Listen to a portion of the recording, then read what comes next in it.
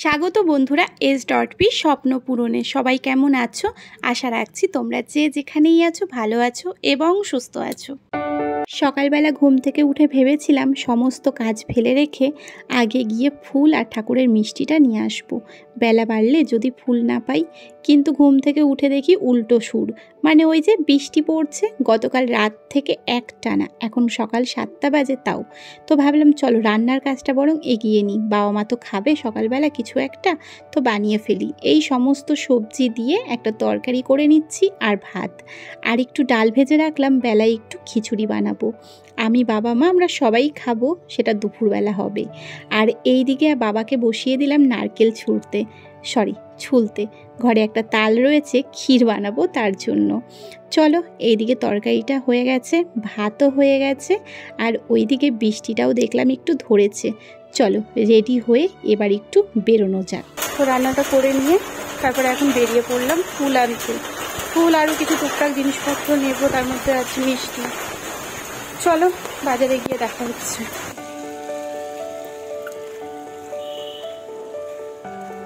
দেখো বাজার করে নিয়ে বাড়ি চলে আসলাম। বাইরে বৃষ্টি পড়ছিল বলে ব্লগটা আর ওখানে গিয়ে কন্টিনিউ করা হয়নি। কি সুন্দর করে নারকেলটা ছুলেছে বাবা, একদম চকচক করছে গাটা। চলো এবার স্নান করে পুজোর কাজে লেগে পড়ি। আজ কৃষ্ণ জন্মাষ্টমী, অর্থাৎ কৃষ্ণ দেবতার জন্মতিথি। ঠাকুরের জন্য নতুন পোশাক, নতুন গয়না, যেগুলো আমি নিয়ে এসেছি ঠাকুরকে পরাবো বলে, সবগুলোকে থালার উপর সাজিয়ে রেখে ওপর থেকে গঙ্গাজল ছিটিয়ে নিয়েছি। এই পোশাক আর গয়না পরিয়েই ঠাকুরকে আজকে সুন্দর করে সাজিয়ে তুলবো নিজের হাতে। এমনিতে পুজোর নিয়ম আমি সেরকম কিচ্ছু জানি না। জন্মাষ্টমী পুজোর অনেক নিয়ম থাকে, কিন্তু সেই নিয়ম টিয়ম আমার কিচ্ছু জানা নেই। আমি শুধু আমার মন যেভাবে চাইছে, আমার মন যেভাবে বলবে আমি সেইভাবেই পুজোটা করব, নিজের মতো করেই পুজোটা করব। ভেবেছিলাম ঠাকুরমশাই দিয়ে এবছর পুজোটা করাবো, খুব ইচ্ছে ছিল, কিন্তু বাড়ির বড়রা আমাকে বারণ করলো। বলল যে একবার যদি ঠাকুরমশাই দিয়ে পুজো করাই তাহলে প্রত্যেক বছর করাতে হবে। এখন না হয় একা আছো, বিষয়টা সামলে নেবে, কিন্তু যখন কেউ আসবে তখন তো ব্যস্ত হয়ে পড়বে, আর তখন কিন্তু নিয়ম করেই পুজোটা করে উঠতে পারবে না বেশ কিছু বছর, তখন অসুবিধে হয়ে যাবে। তার থেকে বরং তুমি যেরকম নিজে করো সেইভাবে নিজেই পুজোটা করো।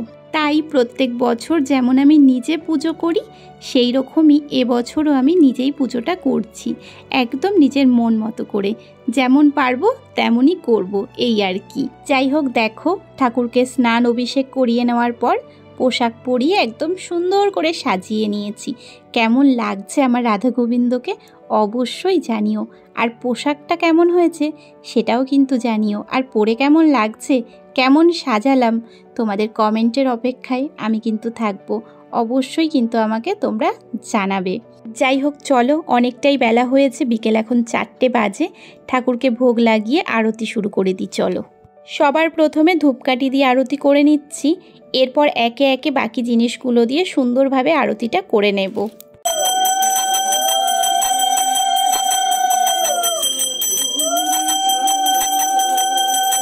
আজকে আমার পুজোতে প্রথম থেকে যে মানুষটা রয়েছে সেই মানুষটার কথা না বললেই নয়।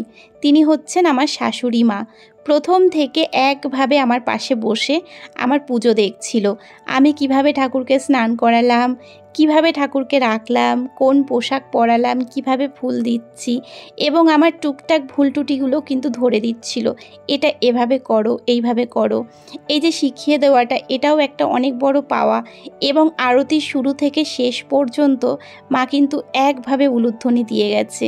এত ভালো লাগছিল মার তখন উলুধ্বনিটা, তাই আরতিটাও আমি মন দিয়ে করেছিলাম। খুব সুন্দর হয়েছিল আমার পুজোটা, অন্তত আমি এটুকু বিশ্বাস করেছিলাম যে হ্যাঁ, ঠাকুর আমার পুজোয় সন্তুষ্ট হয়েছে।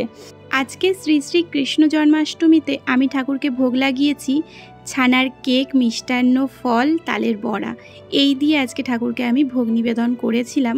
পুজো দেওয়া ইতিমধ্যে সম্পূর্ণ হয়েছে। আরও একবার সিংহাসনটা ভালোভাবে দেখিয়ে দিলাম, কেমন করে সাজিয়েছি। কেমন লাগলো তোমাদের পুজো, কেমন লাগলো তোমাদের, অবশ্যই কমেন্ট করে আমাকে জানিও। এখন ঘড়িতে সময় হচ্ছে 5টা 15। আমি রান্না করে নিয়েছি খিচুড়ি, ভেন্ডি ভাজা, পায়েস আর একটু চাটনি। সকালবেলা রান্না করেছিলাম যেগুলো সকালবেলা বাবা মা খেয়েছে, কিন্তু দুপুরে খিচুড়ি হবে বলে বাবা মা অপেক্ষা করছিল। তাড়াতাড়ি পুজো শেষ করে তাড়াতাড়ি রান্না করে এখন মাকে দিয়েছি, আর বাবাও এখন খেয়ে নেবে। একা হাতে সব কিছু তো, তাই একটু দেরি হয়ে গেল। চলো এবারে সন্ধে বাতিটাও দিয়ে নিলাম। আর আজকের ব্লগ ভিডিও এখনই শেষ করে দিচ্ছি। ভালো লাগলে অবশ্যই লাইক করো। টাটা।